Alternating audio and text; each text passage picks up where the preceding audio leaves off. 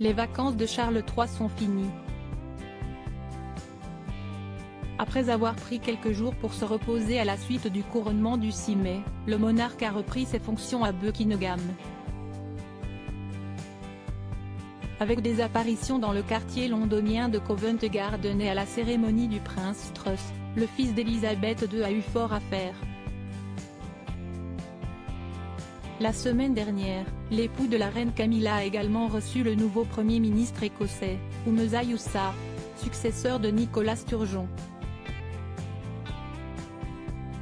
Les clichés de leur poignée de main ont été repris par les médias, immortalisant le premier contact entre le roi et le politicien dans l'exercice de leurs fonctions. Mais c'est bien un détail du décor qui a retenu l'attention de tous. Derrière Humza Yousaf, sur un guéridon, figurait un cadre dans lequel on pouvait distinguer une photo des deux fils de Charles III, les princes William et Harry. Un clin d'œil du roi qui met du baume au cœur, quand on connaît les relations, pour le moins compliquées, du souverain et de son fils cadet. Le 6 mai dernier, le père d'Archie et de Lilibet avait fait le déplacement jusqu'à Londres pour assister au couronnement de Charles III.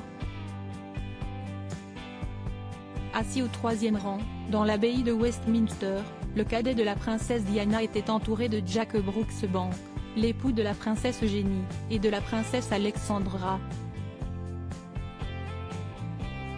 Aussitôt la cérémonie terminée, le prince Harry a repris un avion pour Montecito, en Californie.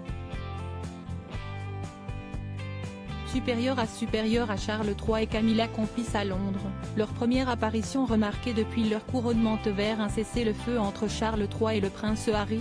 Depuis les événements du Mégoï, survenus en 2020, les relations entre Charles III et le prince Harry n'ont fait que se dégrader. Après les accusations de racisme contre la famille royale, portées sur le plateau d'Oprah Winfrey par le jeune père de famille et son épouse, d'autres esclandres ont éclaté à la suite de la publication de ses mémoires et de sa série Netflix. Malgré ces attaques, le duc de Sussex avait exprimé, à la télé américaine, son désir de renouer un lien avec son père. De son côté, Charles III n'a exprimé que de bons sentiments envers son fils. En témoigne sa première allocution en tant que roi, prononcée au lendemain de la mort d'Élisabeth II en septembre dernier. J'envoie mon amour Harry et Meghan, qui continuent d'écrire leur histoire outre-Atlantique, s'était alors exprimé le souverain. Article écrit en collaboration avec 6 médias Crédit Photo, Melville Toby Photo Abaka.